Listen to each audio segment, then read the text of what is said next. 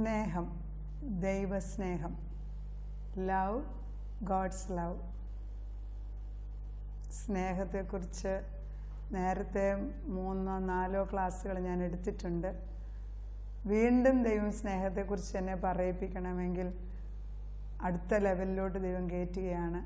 സ്നേഹത്തിൻ്റെ ആഴം എത്ര പറഞ്ഞാലും തീരത്തില്ല. എന്താണ് സ്നേഹം? What is love? നമ്മൾ പ്രായമുള്ളവരോട് ചോദിക്കാമെങ്കിൽ സ്നേഹം എന്താണെന്ന് ചോദിക്കാമെങ്കിൽ പറയും മറ്റുള്ളവർക്ക് സഹായം ചെയ്യുക. ഒരമ്മയോട് ചോദിക്കാമെങ്കിൽ അമ്മ പറയും സാക്രിഫൈസ് ചെയ്ത് എല്ലാം ത്യജിച്ച് മക്കൾക്ക് വേണ്ടി ജീവിക്കുക. ഒരു ഭർത്താവിനോട് ചോദിക്കുക, അപ്പനോട് ചോദിക്കാമെങ്കിൽ പറയും, ഭർത്താവിനോട് ചോദിക്കാമെങ്കിൽ പറയും എല്ലാം ഭാര്യയ്ക്ക് വേണ്ടി, എല്ലാം ഞാൻ ജോലി ചെയ്യുന്നത് ഭാര്യയ്ക്കാണ്, ഞാൻ വീട്ടിൽ വരുന്നത് ഭാര്യയ്ക്ക് വേണ്ടിയാണ്, എല്ലാ കാര്യവും ഭാര്യയ്ക്ക് വേണ്ടിയാണ്. അത് ഭർത്താവ് പറയും. പിന്നെ വേറെ ആരും നമ്മൾ സാധാരണ യങ്സ്റ്റേഴ്സിനോട് ചോദിക്കാമെങ്കിൽ പറയും അങ്ങോട്ടും ഇങ്ങോട്ടും സമയം സ്പെൻഡ് ചെയ്ത് വിചാരങ്ങളും വികാരങ്ങളും ഷെയർ ചെയ്യുന്നതാണ് ഇങ്ങനെ സ്നേഹമാണ്. ഓരോ വ്യക്തിയോട് ചോദിച്ചാലും, പ്രായമുള്ളവരോട് ചോദിക്കാം, വല്യമ്മച്ചിമാരോടൊക്കെ ചോദിക്കാമെങ്കിൽ പറയും നമ്മുടെ ഏറ്റവും വലിയ സ്നേഹം കൊച്ചുമക്കളുടെ കൂടെ ഇരുന്ന് സമയം ചെലവഴിക്കുക. ഇതൊക്കെ ഓരോ വ്യക്തികളിലും സ്നേഹം എന്താണെന്ന് ചോദിച്ചാൽ പല ഉത്തരങ്ങളാണ് തരുന്നത്. ദൈവത്തിൻ്റെ സ്നേഹത്തെക്കുറിച്ച് ചിന്തിക്കുമ്പോൾ ദൈവത്തിൻ്റെ സ്നേഹവും നമ്മൾ ഈ മനസ്സിലാക്കണമെങ്കിൽ ഈ വേദപുസ്തകത്തിലെ ഓരോ താളുകളും ആദ്യം തൊട്ട് അവസാനം വരെയുള്ള പേജുകൾ നോക്കാമെങ്കിൽ ഒരു കാര്യം വ്യക്തമായിട്ട് മനസ്സിലാക്കാം, അത് ദൈവസ്നേഹമാണ്.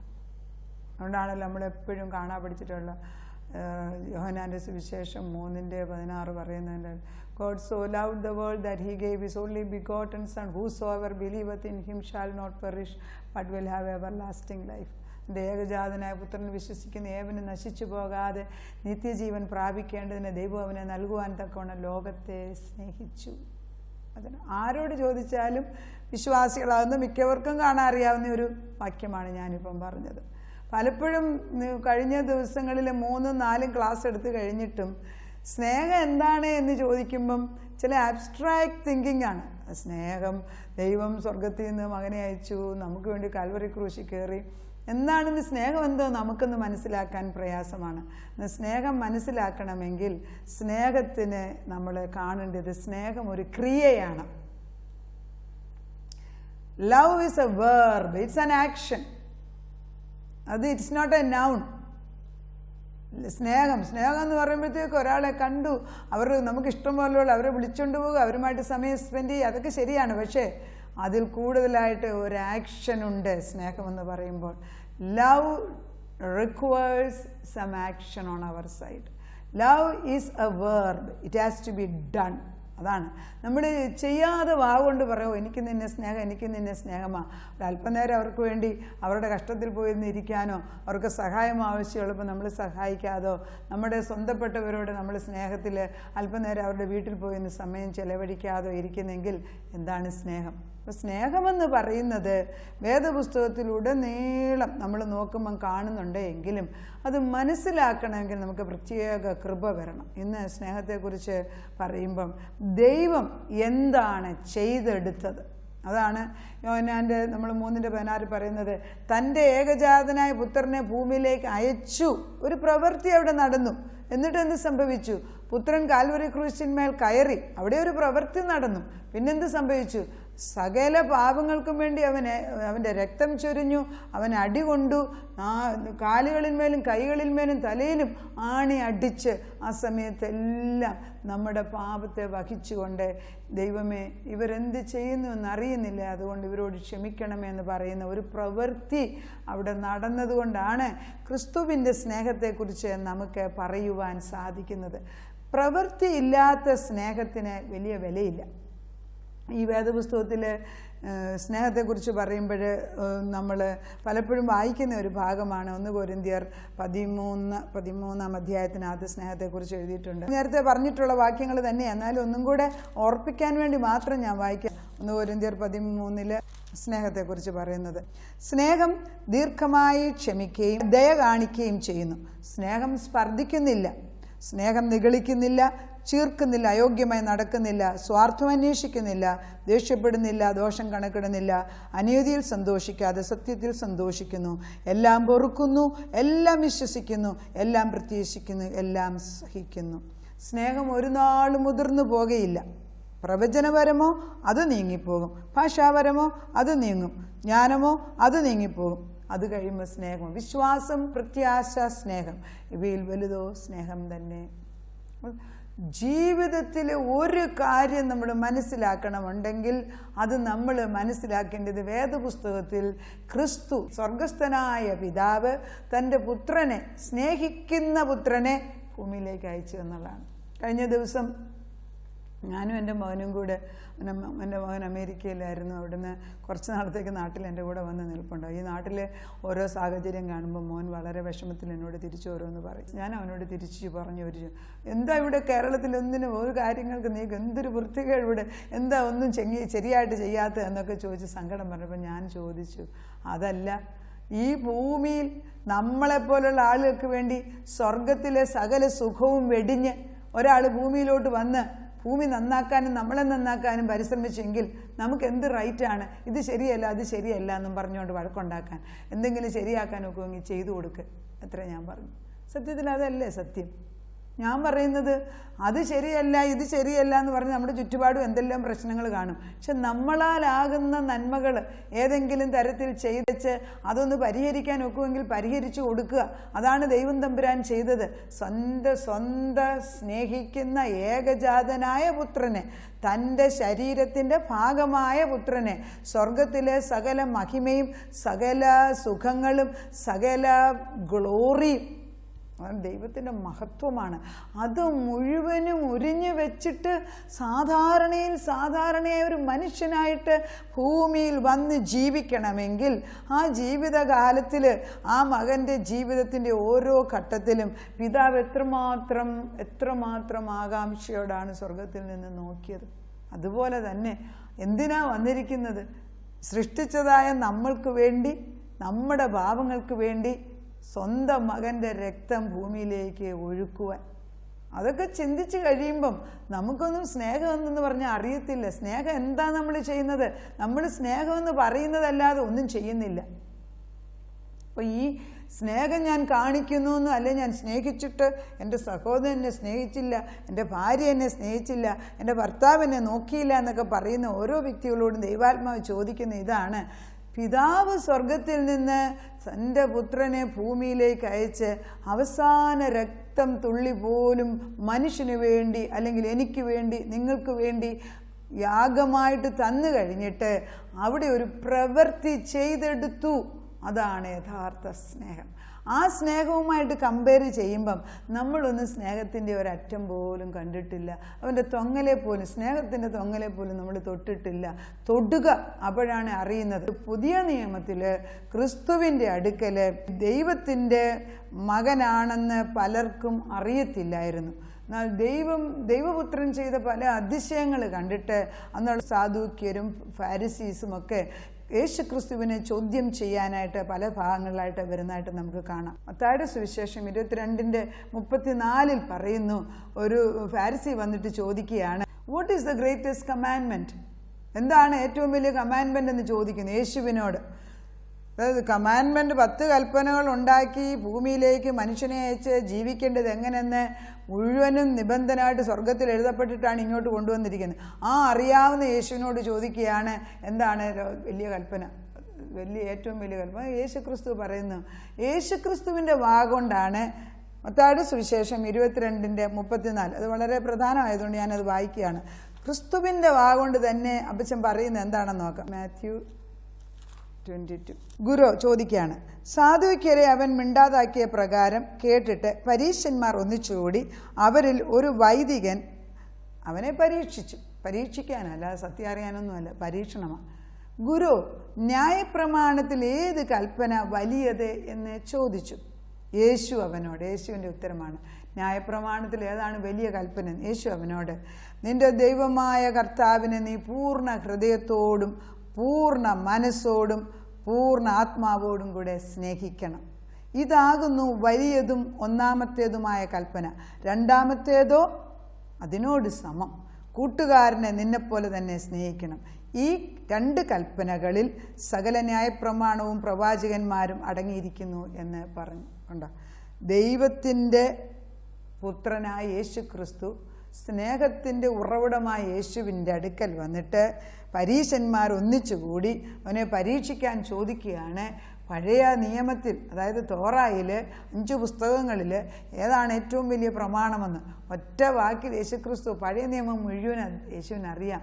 സൃഷ്ടിച്ച ദൈവത്തിന് അത് അറിയാമായിരുന്നു. യേശുക്രിസ്തു തിരിച്ച് നീ പറയുന്ന അന്നേരം പറഞ്ഞില്ല, ടെസ്റ്റ് ചെയ്യാനാണെന്ന് അറിയാമായിട്ട് യേശുക്രിസ്തു തിരിച്ചു കൊടുത്ത ഉത്തരമാണ്, നിന്റെ ദൈവത്തെ, സത്യദൈവത്തെ, ഏക സത്യദൈവമാകുന്ന ദൈവത്തെ പൂർണ്ണ ഹൃദയത്തോടും പൂർണ്ണ മനസ്സോടും പൂർണ്ണ ആത്മാവും കൂടെ സ്നേഹിക്കുക. അതാണ് ഏറ്റവും വലിയ കൽപ്പന. അതുപോലെ തന്നെ പ്രധാനപ്പെട്ടതാണ് 2ാം കൽപ്പന പറയുന്നത്, കൂട്ടുകാരനെ നിന്നെപ്പോലെ തന്നെ സ്നേഹിക്കണം. ഈ 2 ഉത്തരവും യേശു ക്രിസ്തുവിൽ നിന്ന് കിട്ടിക്കഴിഞ്ഞപ്പോൾ അവർക്ക് പിന്നെ ഒന്നും ചോദിക്കാനും പറയാനും ഇല്ലായിരുന്നു. അങ്ങനെ യേശുവിൻ്റെ വാഗൊണ്ട് തന്നെ ദൈവത്തിൻ്റെ കൽപ്പനകൾ നമ്മൾ കേൾക്കുകയാണ്. പഴയ നിയമത്തിൽ 10 കൽപ്പനകൾ വ്യക്തമായിട്ട് എഴുതിയിട്ടുണ്ട്. പുറപ്പാടിനകത്തും ആവർത്തന പുസ്തകത്തിൽ എഴുതിയിട്ടുണ്ട്. പുറപ്പാടിനകത്തും എഴുതിയിരിക്കുന്നതിനകത്ത് ഈ വ്യക്തമായിട്ട് പഴയ നിയമത്തിൽ 10 കൽപ്പനകളുള്ളതിൽ ഞാനല്ല, യഹോവയാകുന്ന ദൈവം ഒന്നാകുന്ന ദൈവമല്ല, വേറൊരു ദൈവമില്ല, ദൈവത്തിൻ്റെ പേര് വേറെ വൃഥ എടുക്കരുത്, സബത് ആചരിക്കണം, അങ്ങനെ തുടങ്ങിയാണ്. 10 കൽപ്പനയാണ്. ഈ ആദ്യത്തെ 1 തൊട്ട് 4 വരെയുള്ള കൽപ്പനകൾ ദൈവവുമായിട്ടുള്ള ബന്ധമാണ്. 4 തൊട്ട് 10 വരെയുള്ള കൽപ്പനകൾ ദൈവവും മനുഷ്യനോടുള്ള ബന്ധമാണ്. അപ്പോൾ ഇവിടെ നമ്മൾ 10 കൽപ്പന എഴുതി തന്നിരിക്കുന്നത് ആദ്യമേ ദൈവവുമായിട്ടുള്ള ബന്ധം ക്രിയയായിട്ട് ചെയ്തെടുക്കുകയാണ്. ദൈവത്തെ സ്നേഹിക്കുക, യഹോവയാകുന്ന ദൈവമല്ലാതെ വേറൊരു ദൈവമില്ല. നമ്മൾ ദൈവത്തെ ആരാധിക്കാനും ദൈവത്തെ സ്തുതിക്കാനും ദൈവം പറഞ്ഞിരിക്കുന്നത് ചെയ്യാനുമാണ് 4 എണ്ണം. 1, 2, 3, 4 ശബദാചരിക്കുക, അതുവരെ 4ആയി.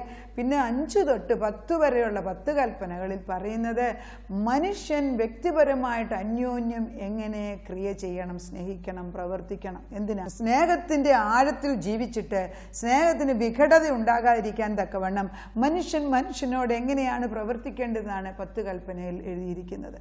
ഈ കൽപ്പനകൾ തന്നിട്ട് ഈ 10 കൽപ്പനകളും മനുഷ്യനെ അനുസരിക്കാൻ സാധിക്കുന്നില്ല. അതുകൊണ്ടാണ് പുതിയ നിയമമാകുമ്പം, പഴയ നിയമത്തിൽ നിയമത്തിൻ്റെ ഒരു കാലമാണ്, എന്നാൽ പുതിയ നിയമത്തിൽ യേശുക്രിസ്തു വന്നതോടുകൂടി കൃപായുഗം തുടങ്ങുകയാണ്. കാരണം കൽപ്പനകൾ കൊടുത്തിട്ടൊന്നും മനുഷ്യൻ്റെ ഹൃദയം കഠിനമാണ് എങ്കിൽ, അതായത് മനുഷ്യൻ്റെ ഹൃദയത്തിൽ സ്നേഹമില്ല എങ്കിൽ ഹൃദയം കഠിനമാണ്. ഈ ഒരു കൽപ്പനയും ചെയ്യുവാൻ സാധിക്കത്തില്ല. ആദ്യത്തെ 1 തൊട്ട് 4 വരെയുള്ള 10 കൽപ്പനകൾ യഹോവയാം ദൈവം ഒരുവൻ തന്നെ, വേറൊരു ദൈവമില്ല, അവൻ്റെ നാമം വൃഥ എടുക്കരുത്. അത് ദൈവത്തിൻ്റെ ഈ കൽപ്പനകളിൽ ദൈവം ആരെ, യഹോവയെ ആരെന്ന് മനസ്സിലാക്കി അവനെ സ്നേഹിക്കാൻ നമുക്ക് ഒക്കുന്നില്ല എങ്കിൽ നമ്മളെ തന്നെ മനസ്സിലാക്കുന്നില്ല. നമ്മൾ മനസ്സിലാക്കുന്നില്ല എങ്കിൽ, നമുക്ക് നമ്മളെ തന്നെ സ്നേഹിക്കാൻ അറിയത്തില്ല എങ്കിൽ മറ്റുള്ളവരെ എങ്ങനെ സ്നേഹിക്കാൻ സാധിക്കും? അപ്പം എവിടെയാണെങ്കിലും ദൈവത്തിൻ്റെ ആത്മാവ് പ്രവർത്തിക്കണമെങ്കിൽ, ദൈവത്തിൻ്റെ ശക്തി നമ്മളിൽ വരണമെങ്കിൽ ദൈവത്തിൻ്റെ സ്നേഹം കൊണ്ട് നമ്മളെ നിറയ്ക്കണം. ഒരു വ്യക്തി എങ്ങനെയാണ് സ്നേഹിക്കുന്നത്? ഒരാളെ സ്നേഹിക്കണമെങ്കിൽ സമയം സ്പെൻഡ് ചെയ്യണം. ആ വ്യക്തിയെക്കുറിച്ചുള്ള ബുക്കുകൾ വായിക്കണം, ആ വ്യക്തിയുടെ അടുക്കൽ ചെല്ലണം, ആ വ്യക്തിയോട് ചോദ്യം ചോദിക്കണം, ആ വ്യക്തിയിൽ നിന്ന് ഉത്തരം കിട്ടണം. ആ വ്യക്തിയുമായിട്ട് പല കാര്യങ്ങൾ നമ്മൾ സംസാരിച്ച് അടുത്തിരുന്ന് കഴിയുമ്പോഴാണ് ആ വ്യക്തിയെക്കുറിച്ച് കൂടുതൽ അറിയുകയും സ്നേഹിക്കാനും തുടങ്ങുന്നത്. ആ സ്നേഹത്തിലേക്ക് ദൈവം എന്ന് നമ്മളെ വിളിക്കുകയാണ്. എന്നാൽ വേറൊരു ഭാഗത്ത് ലൂക്കോസിൻ്റെ സുവിശേഷം 10-ാം അധ്യായത്തിൽ വേറൊരു ഭാഗത്ത്, അതായത് ആരാണ്, എങ്ങനെയാണ് സ്നേഹം, ആർക്കാണ് സ്നേഹം കൊടുക്കേണ്ടത് എന്നുള്ളൊരു ചോദ്യം, അവിടെയും ദൈവത്തെ പരീക്ഷിക്കാൻ വേണ്ടി തന്നെയാണ്. ലൂക്കോസ് 10:25 തൊട്ട് വായിക്കാം. ലൂക്കോസ് 10:25 എങ്ങനെയാണ് വായിക്കുന്നതെന്ന് നോക്കാം. ദൈവത്തെ നമ്മൾ പരീക്ഷിക്കുമ്പോൾ കർത്താവിന് സകലതും അറിയാവുന്നവനാണെന്നും നമ്മളാണ് അറിയേണ്ടതെന്നുള്ള ബോധത്തോടു കൂടിയാണ് ഈ വചനം കേൾക്കുന്നതെങ്കിൽ കേൾക്കുന്ന ഓരോരുത്തർക്കും ഇത് പ്രയോജനമാണ്. ഇതല്ല എനിക്കറിയാവുന്ന, ഇതിനകത്തൊന്നും ഒരു പുതിയ ദൂതും ഇല്ലെങ്കിൽ ആർക്കും ഇത് പ്രയോജനമാകത്തില്ല. ലൂക്കോസിൻ്റെ സുവിശേഷം 10:25 അങ്ങനെയാണ് തുടങ്ങുന്നതെന്ന് നോക്കാം. അനന്തരം ഒരു ന്യായശാസ്ത്രി എഴുന്നേറ്റ്, ഗുരു, ഞാൻ നിത്യജീവനെ അവകാശമായി തീരുവാൻ എന്ത് ചെയ്യണമെന്ന് അവനെ പരീക്ഷിച്ച് ചോദിച്ചു. ഇവിടെയും പരീക്ഷണമാണ്. ഒരു ന്യായശാസ്ത്രി, എല്ലാം അറിയാവുന്നൊരു ബോധം വന്നോ? അവിടെ എന്തോ കുഴപ്പമുണ്ട്. വന്നിരിക്കുകയാണ്. സൃഷ്ടിച്ച ദൈവം, സകലത്തിൻ്റെ സ്നേഹത്തിൻ്റെ ഉറവിടമാകുന്ന യേശു മുൻപിൽ നിൽക്കുകയാണ്. ആ യേശു ആരെന്ന് മനസ്സിലാക്കാതെ ഈ ന്യായശാസ്ത്രി എല്ലാം പഠിച്ചെന്നുള്ള ബോധത്തോടുകൂടി വന്ന് ചോദിക്കുന്നു. യേശു അവനോട്, ന്യായപ്രമാണത്തിൽ എന്ത് എഴുതിയിരിക്കുന്നു, നീ എങ്ങനെ വായിക്കുന്നു എന്ന് ചോദിച്ചതിന് അവന് ഉത്തരം പറയാൻ, ന്യായശാസ്ത്രിയുടെ ഉത്തരം, നിന്റെ ദൈവമായ കർത്താവിനെ നീ പൂർണ്ണ ഹൃദയത്തോടും പൂർണ്ണാത്മാവോടും പൂർണ്ണ ശക്തിയോടും പൂർണ്ണ മനസ്സോടും കൂടെ സ്നേഹിക്കണം എന്നും കൂട്ടുകാരനെ നിന്നെപ്പോലെ തന്നെ സ്നേഹിക്കണം എന്നും തന്നെ ഉത്തരം പറഞ്ഞു. അവിടെ യേശു ക്രിസ്തു അതാണ്. ഇത് തന്നെയാണ് നേരത്തെ ഞാൻ വായിച്ചത് മത്തായിയുടെ സുവിശേഷത്തിൽ. ലൂക്കോസിൻ്റെ സുവിശേഷത്തിലും ചോദ്യം ചെയ്യാൻ വന്നപ്പോൾ യേശുക്രിസ്തു അല്ല പറഞ്ഞത്, ന്യായശാസ്ത്രിയെ കൊണ്ട് തന്നെ പറയിപ്പിച്ചപ്പോൾ ന്യായശാസ്ത്രി അത് തന്നെ പറഞ്ഞു, പൂർണ്ണ ഹൃദയത്തോടും പൂർണ്ണ മനസ്സോടും പൂർണ്ണ ശക്തിയോടും കൂടെ ദൈവത്തെ സ്നേഹിക്കണം. 1-ാം കൽപ്പന. 2-ാം കൽപ്പനയോ നിന്നെപ്പോലെ നിൻ്റെ അയൽക്കാരനെ സ്നേഹിക്കുക. ഇങ്ങനെ ചോദിക്കും. 2 ഉത്തരങ്ങൾ ദൈവം അവനെ കൊണ്ട് തന്നെ പറയിപ്പിക്കുമ്പോൾ അവന് വീണ്ടും, ഞാൻ ഏതാണ്ട് അറിയാവുന്ന ആളാണ്, എനിക്കെല്ലാം അറിയാവുന്നത്, എന്നെ ആരും അടിച്ചമർത്താൻ ഒക്കത്തില്ല എന്നുള്ള ബോധത്തോടു കൂടി ആരാണ് എൻ്റെ കൂട്ടുകാരൻ, ആരാണ് എൻ്റെ അയൽക്കാരൻ എന്നൊരു ചോദ്യം ചോദിക്കുന്നു. അത് ചോദിച്ചപ്പോൾ യേശു ക്രിസ്തു ഒരു ഉപമയാണ്, ഒരു കാര്യമായിട്ട് പറഞ്ഞു കൊടുക്കുന്നത്. അത് വായിക്കുന്ന ഭാഗം വളരെ അനുഗ്രഹമാണ്. അതായത് ന്യായശാസ്ത്രി അവൻ തന്നെത്താൻ നീതീകരിക്കാൻ ഇച്ഛിച്ചിട്ട്, കർത്താവ് പറഞ്ഞു, നീ പറഞ്ഞത് സത്യം തന്നെ, അത് തന്നെ ചെയ്തോളാൻ പറഞ്ഞു. എന്നാൽ അവിടെ വെച്ച് അവൻ നിർത്തുകയല്ല, ശരി ഞാനത് സ്വീകരിക്കുകയല്ല, അവൻ തന്നെത്താനെ നീതീകരിക്കുന്ന വ്യക്തികളോട് ഞാൻ പറയുകയാണ്, ദൈവത്തെ നീതീകരിച്ച് ചോദ്യം ചെയ്യേണ്ട യാതൊരു ആവശ്യവുമില്ല. അത് പരിശുദ്ധാത്മാവിൻ്റെ വ്യക്തിത്വം അല്ല. പരിശുദ്ധാത്മാവുള്ള ഒരു വ്യക്തി ഒരിക്കലും ദൈവത്തെ ചോദ്യം ചെയ്തുകൊണ്ടിരിക്കത്തില്ല. പരിശുദ്ധാത്മാവ് വരുമ്പോൾ നമ്മുടെ ആത്മാവും ദൈവത്തിൻ്റെ ആത്മാവിനോട് ചേർന്ന് ദൈവം പറയുന്നത് ശ്രദ്ധയായിട്ട് കേൾക്കുകയും അത് അനുസരിക്കുകയും ചെയ്യും. ഇവിടെ ഇയാൾ എന്താണ് ചെയ്തത്? എന്നാൽ നീ പറഞ്ഞ ഉത്തരം ശരി, അങ്ങനെ ചെയ്യുക, എന്നാൽ നീ ജീവിക്കുമെന്ന് യേശു പറഞ്ഞു. അവൻ തന്നെത്താൻ നീതീകരിപ്പാൻ ഇച്ഛിച്ചിട്ട് യേശുവിനോട്, എൻ്റെ കൂട്ടുകാരൻ ആരെ എന്ന് ചോദിച്ചതിന് യേശു ഉത്തരം പറയും. ആരാണ് എൻ്റെ കൂട്ടുകാരൻ? സ്നേഹം എവിടെയാണ്? യേശു ക്രിസ്തു പറയുന്നു, ഒരു മനുഷ്യൻ യെരൂശലേമിൽ നിന്ന് യെരിഹോവിലേക്ക് പോകുമ്പോൾ കള്ളന്മാരുടെ കയ്യിൽ അകപ്പെട്ടു. അവർ അവനെ വസ്ത്രമഴിച്ച് മുറിവേൽപ്പിച്ച് അർദ്ധപ്രാണനായി വിട്ടേച്ചു പോയി. ആ വഴിയായി യാദൃച്ഛിക ഒരു പുരോഹിതൻ വന്നു, അവനെ കണ്ടിട്ട് മറികടന്നുപോയി. അങ്ങനെ തന്നെ ഒരു ലേവ്യനും ആ സ്ഥലത്തിൽ കൂടെ വന്നു, അവനെ കണ്ടിട്ട് മറികടന്നുപോയി. ഒരു ശമര്യക്കാരനോ വഴിപോകയിൽ അവൻ്റെ അടുക്കലെത്തി അവനെ കണ്ടിട്ട് മനസ്സലിഞ്ഞ് അരികെ ചെന്ന് എണ്ണയും വീഞ്ഞും പകർന്ന് അവൻ്റെ മുറിവുകളെ കെട്ടി അവനെ തൻ്റെ വാഹനത്തിൽ കയറ്റി വഴിയമ്പലത്തിലേക്ക് കൊണ്ടുപോയി രക്ഷ ചെയ്തു. പിറ്റന്നാൾ അവൻ പുറപ്പെട്ടപ്പോൾ 2 വെള്ളിക്കാശെടുത്ത് വഴിയമ്പലക്കാരന് കൊടുത്തു. ഇവനെ രക്ഷ ചെയ്യണം, അധികം വല്ലതും ചെലവിട്ടാൽ ഞാൻ മടങ്ങി വരുമ്പോൾ തന്നുകൊള്ളാം എന്ന് ഉത്തരം പറഞ്ഞു. കള്ളന്മാരുടെ കയ്യിൽ അകപ്പെട്ടവന് ഈ മൂവരിൽ ഏവൻ കൂട്ടുകാരനായി തീർന്നു എന്ന് നിനക്ക് തോന്നുന്നു? അവനോട് കരുണ കാണിച്ചവനെന്ന് അവൻ ഉത്തരം പറഞ്ഞു. യേശു അവനോട്, നീയും പോയി അങ്ങനെ തന്നെ ചെയ്യുക. ആരാണ് നിൻ്റെ കൂട്ടുകാരൻ? ഇതാണ് കൂട്ടുകാരൻ ആരെന്ന് നമുക്കറിയത്തില്ലെങ്കിൽ ക്രിസ്തു പറയുന്ന ഉപമ വളരെ അർത്ഥമുള്ളതാണ്. യെരൂശലേമിൽ നിന്ന് യെരിഹോയിലേക്ക് പോകുകയായിരുന്നു ഒരു വ്യാപാരി. വഴിക്ക് വെച്ച് കള്ളന്മാർ അദ്ദേഹത്തിൻ്റെ സകലതും കവർന്ന് വസ്ത്രം കൂടെ ഇല്ലാതാക്കി അടിച്ച് റോഡിട്ടിരിക്കുകയാണ്. എത്രയോ കാലങ്ങളിൽ നമ്മൾ ഈ റോഡിൽ കൂടെ എത്രയോ പേര് ആപത്തിൽപ്പെട്ട് കിടന്നു. ഞാൻ ആദ്യമേ ഓർക്കുന്നുണ്ട്, ഇംഗ്ലണ്ടിൽ പോയ സമയത്ത്, അത് 10-30 വർഷം മുമ്പുള്ള കാര്യമാണ്. ഇംഗ്ലണ്ടിൽ പോകുമ്പം അന്ന് ചെറുപ്പമാണ്. ഇംഗ്ലണ്ടിൽ ചെല്ലുമ്പം വളരെ വലിയ ഐഡിയോളജിയും വലിയ ആഗ്രഹങ്ങളും വെച്ചാണ് നമ്മളവിടെ ചെല്ലുന്നത്. ഇംഗ്ലീഷുകാർ അത് വലുതാണ്, അവരതോ പഠിപ്പിക്കും, നമ്മളവരവിടെ പഠിക്കാൻ കൊള്ളും. അങ്ങനെ ബാർക്കിലോ പഠിക്കാൻ തന്നെയാണ് ഞാൻ ഇംഗ്ലണ്ടിൽ പോയത്. ഞാൻ അവിടെ ചെല്ലുമ്പോൾ ഞാൻ ഓർക്കുന്നുണ്ട്, റോഡിൽ ആളുകൾ ആക്സിഡൻ്റായിട്ട് കിടക്കുമ്പോൾ ആരുടെ കാറും നിർത്തത്തില്ല. ഇന്നും ഇവിടെ ഇങ്ങനെയായി വരുന്നുണ്ട്. ഞാൻ അന്ന് വിചാരിച്ചു, എന്തൊരു മനുഷ്യരിത്, ഇവരാരും ആ കാറൊന്ന് നിർത്തി ആ മനുഷ്യനെ ഒന്ന് സഹായിക്കാൻ തക്കവണ്ണം ആരും ഒന്നും തുനിയുന്നില്ലല്ലോ എന്ന്. അപ്പോഴാണ് പിന്നെ മനസ്സിലാക്കി, ആരോ ആംബുലൻസ് വിളിച്ചിട്ടുണ്ട്, ആംബുലൻസ് വന്ന് അവരെ എടുത്തുകൊണ്ട് പോയിക്കോളും. ഞാൻ അന്ന് കണ്ടപ്പോൾ എനിക്ക് മനസ്സിന് വല്ലാതെ ഷോക്കായിപ്പോയി. ഞാൻ പറഞ്ഞു, കർത്താവേ, ഇത്ര വലിയ പഠിത്തവും കഴിവുള്ള രാജ്യത്ത് വന്നിട്ട് ഒരു മനുഷ്യൻ റോഡിൽ കിടന്ന് അവരെ ആരും നോക്കാൻ പോലും ഇല്ലാത്ത ഒരു രാജ്യം ഇവിടുന്ന് എന്ത് പഠിക്കാനാണ് ഒക്കുന്നതെന്ന് ഞാൻ അന്ന് ചോദിച്ചു. ഞാൻ ഓർക്കുന്നുണ്ട്. ഇന്ന് കാലങ്ങൾ കഴിഞ്ഞ് 30 വർഷം കഴിഞ്ഞ് ഇന്ന് ഇവിടെ കേരളത്തിൽ വന്നിട്ട് ഇത് തന്നെയാണ് സ്ഥിതി. റോഡിലൊരു മനുഷ്യൻ കിടന്നാൽ, ഒരു സ്ത്രീയെ, ഒരു പുരുഷനെ, ഒരു കുഞ്ഞിനെയോ ആരെങ്കിലും ഉപദ്രവിച്ചാൽ മറ്റുള്ളവർ കണ്ടു നിൽക്കുകയല്ലാതെ ഒന്നും ചെയ്യാൻ വയ്യാത്ത ഒരവസ്ഥയിലേക്ക് നമ്മളും മാറുകയാണ്. ആരാണ് എൻ്റെ കൂട്ടുകാരൻ, ആരാണ് എൻ്റെ അയൽക്കാരൻ എന്ന് ചോദിച്ചപ്പോൾ യേശുക്രിസ്തു പറയുകയാണ്, ആ മനുഷ്യൻ്റെ അടുക്കൽ കൂടെ ഒരു പുരോഹിതൻ കടന്നുപോയി, ഒരു ലേവ്യൻ കടന്നുപോയി, അവരാരും കണ്ടപ്പോൾ മറ്റു വഴിയെ പോയെന്ന്. എന്നാൽ ശമരിയക്കാരൻ ഒരുവൻ വന്നിട്ട് എഴുതപ്പുറത്തുനിന്ന് അവൻ ഇറങ്ങിയിട്ട് അവന് വേണ്ട വീഞ്ഞു കൊടുത്തു, അവനെ ശുശ്രൂഷിച്ചു, അവനെ തൻ്റെ വാഹനത്തിൽ കയറ്റിക്കൊണ്ട് ഒരു സത്രത്തിൽ കൊണ്ടാക്കിയേച്ച്, ഇനി എന്ത് ചെലവ് അഡീഷണൽ ഉണ്ടോ അതും കൂടെ ഞാൻ തിരിച്ചു വരുമ്പോൾ തരാമെന്ന് പറഞ്ഞേച്ച് അദ്ദേഹം പോവുകയാണ്. ഈ 3 പേരിൽ ആരാണ് യഥാർത്ഥ കൂട്ടുകാരെന്ന് ചോദിച്ചപ്പോൾ ഈ ന്യായശാസ്ത്രിക്ക് ഒരു മടിയും കൂടാതെ അറിയാമായിരുന്നു നന്മ ചെയ്തവൻ തന്നെയെന്ന്. അത് തന്നെ നീയും പോയി ചെയ്യുക എന്ന് യേശുക്രിസ്തു പറയുന്നു. ഞാനും അത് തന്നെയാണ് പറയുന്നത്. നമുക്ക് ലോകത്തിലുള്ള എല്ലാവരെയും സഹായിക്കാൻ ഒക്കത്തില്ല. പക്ഷെ നമ്മുടെ ജീവിതപാതയിൽ ദിനം പ്രതി കടന്നു വരുന്നവർ, അടുത്തു പരിചയമുള്ളവർ, നമ്മളുമായിട്ട് എങ്ങനെയോ ബന്ധം വരുന്നവർ, അവർക്ക് എന്തെങ്കിലും പ്രയാസമുള്ളപ്പോഴെങ്കിലും നമ്മളാൽ ആകുന്ന സഹായം ചെയ്യണം. ആരാണ് എൻ്റെ കൂട്ടുകാരനെന്ന് ചോദിച്ചാൽ, ആരാണ് എൻ്റെ അയൽക്കാരനെന്ന് ചോദിച്ചാൽ, ആർക്കാണ് ഒരാവശ്യം ഇപ്പോൾ ഉള്ളത്, ആ ആവശ്യത്തിൽ എനിക്ക് സഹായിക്കാൻ ഒക്കുമെങ്കിൽ ആ വ്യക്തിയാണ് എൻ്റെ അയൽക്കാരൻ. എനിക്ക് സഹായിക്കാൻ വയ്യാത്തൊരു പരിതസ്ഥിതിയിലാണ് ആ വ്യക്തി വരുന്നതെങ്കിൽ ദൈവം നമ്മളോട് ചോദിക്കത്തില്ല. പക്ഷെ നമ്മുടെ കഴിവിനകത്ത് ചെയ്യാവുന്ന ഒരു കാര്യമാണ് മുൻപിൽ വരുന്നത്. പലപ്പോഴും ഞാൻ ചിന്തിക്കാറുള്ള ഒരു പോയിൻ്റാണ്, അനേക മക്കൾക്ക് ദാനധർമ്മം ചെയ്യുക, നന്മ ചെയ്യുക ഒക്കെ നമ്മുടെയൊക്കെ ഉള്ളിൽ ആഗ്രഹങ്ങൾ കാണും. പക്ഷെ എല്ലാവർക്കും അവർ ചോദിക്കുന്ന മുഴുവൻ കൊടുക്കാൻ നമുക്ക് ഒക്കത്തില്ല എന്നുള്ള ഒരു കാര്യമാണ്. കാരണം അതിനുള്ള എല്ലാവരുടെ കയ്യിലും അതിനുള്ള വരുമാനം കാണത്തില്ല. പക്ഷെ ഞാൻ പലപ്പോഴും ചെയ്യാറുള്ള, പ്രാർത്ഥിച്ചിട്ട്, പണ്ട് കാലങ്ങളിലൊക്കെ 100 രൂപ മാത്രമേ കയ്യിലുള്ളെങ്കിൽ 100 രൂപ പ്രാർത്ഥിച്ച ഒരാൾക്ക് കൊടുത്തിട്ട് അവരുടെ പ്രയാസങ്ങൾ മാറുന്ന ഞാൻ കണ്ടിട്ടുണ്ട്.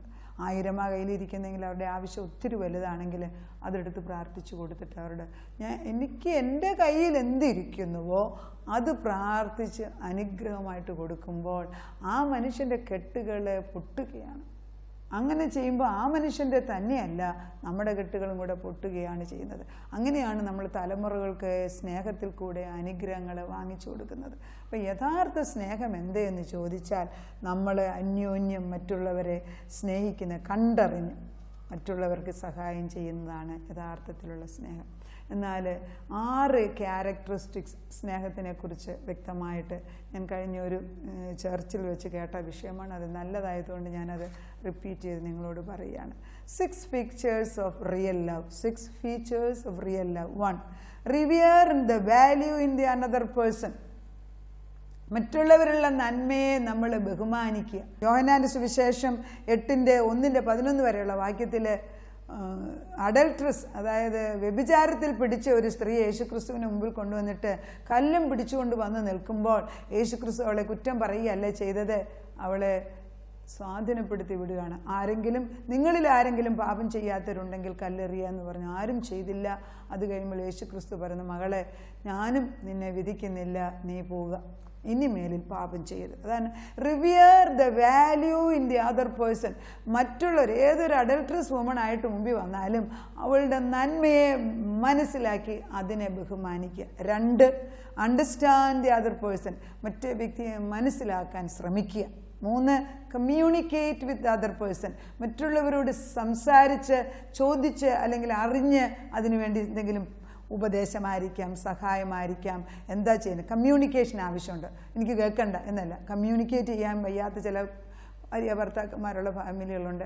അവർ മിണ്ടത്തില്ല ബേസിക്കലി. പക്ഷെ അവരോട് ദൈവാത്മാവ് പറയുന്നു, മനുഷ്യന് മാത്രമേ മിണ്ടാനുള്ള കഴിവ് തന്നിട്ടുള്ളൂ. സംസാരിക്കുമ്പോൾ പല രഹസ്യങ്ങളും സത്യങ്ങളും പുറത്തു വരും. Celebrate the life of the other person. മറ്റുള്ളവരുടെ ജീവിതത്തെ അത് സെലിബ്രേറ്റ് ചെയ്യണം, അത് ആഘോഷിക്കണം. നന്മകൾ, അവരുടെ ബർത്ത്ഡേ ആയിരിക്കാം, അവരുടെ നന്മകളായിരിക്കാം, അത് ആഘോഷിക്കണം. ഫോർഗീവ്, ക്ഷമിക്കുക. 5. 6. നമ്മളെ തന്നെ ക്ഷമിക്കുക. മറ്റുള്ളവരെ ക്ഷമിക്കുക, നമ്മളെ തന്നെ ക്ഷമിക്കുക. ഇങ്ങനെ നമ്മൾ ചെയ്താൽ ദൈവത്തിൻ്റെ സ്നേഹം നമ്മളിൽ കൂടെ ഒഴുകും. ഇതാണ് സ്നേഹത്തിൻ്റെ അൾട്ടിമേറ്റ്. നമ്മുടെ അയൽക്കാരന് ആദ്യമേ ദൈവത്തെ പൂർണ്ണ ഹൃദയത്തോടെ സ്നേഹിക്കുക, 2 മറ്റുള്ളവരെ നമ്മളെപ്പോലെ തന്നെ സ്നേഹിക്കാൻ ദൈവസ്നേഹം നമ്മളിൽ നിറയുക. സ്നേഹം ഒരു വേർബാണ്, ഒരു ക്രിയയാണ്. നമുക്ക് പ്രാർത്ഥിക്കാം. സ്നേഹവാന് ഞങ്ങളെ നടത്തുന്നവനുമായ ദൈവമേ, നിൻ്റെ സ്നേഹം പിതാവ് പുത്രനെ ഭൂമിയിലേക്ക് അയച്ചത് തന്നെയാണ് സ്നേഹം.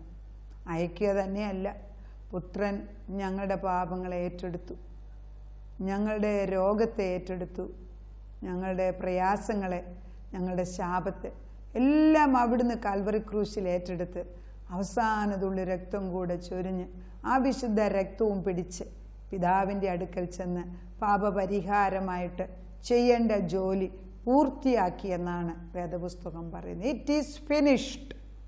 അത് പൂർത്തിയാക്കി, അതിൻ്റെ കൂടെ ഒന്നും ചെയ്യാനില്ല. അത്രമാത്രം സ്നേഹത്തിൻ്റെ പൂർണ്ണത വേദപുസ്തകത്തിൽ കാണിച്ചിട്ട് ഞങ്ങൾക്കിപ്പോഴും സ്നേഹത്തെക്കുറിച്ച് അറിയത്തില്ല എന്ന് പറയുന്നെങ്കിൽ ഞങ്ങളെ മനസ്സ് അടച്ചു വെച്ചിട്ടാണ്.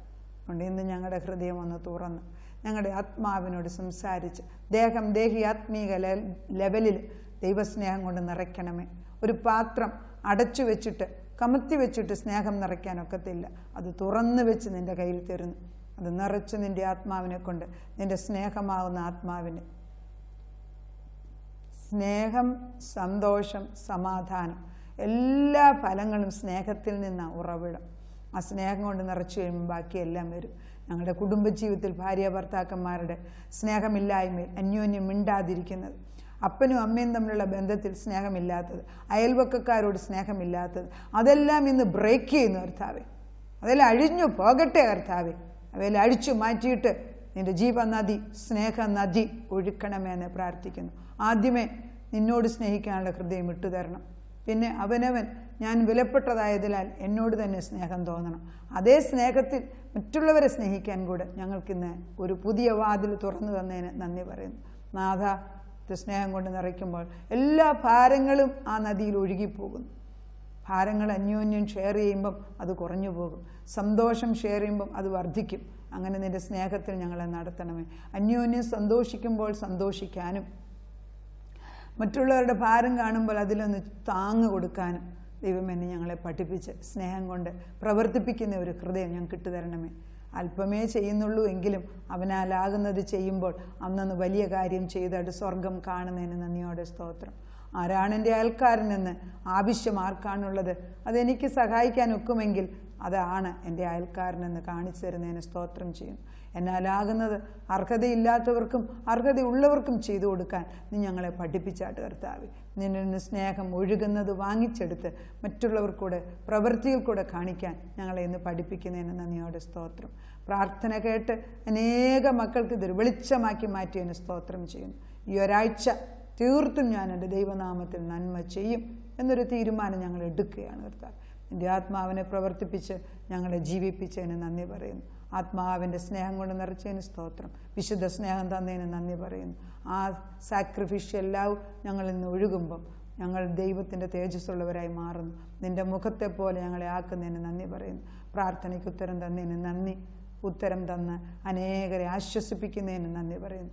ആയത് യേശു ക്രിസ്തുവിൻ്റെ സ്നേഹം മാത്രമാണല്ലോ. അതിന് നന്ദി പറഞ്ഞ് യേശുവിൻ്റെ പുണ്യനാമത്തിൽ തന്നെ ആമേൻ.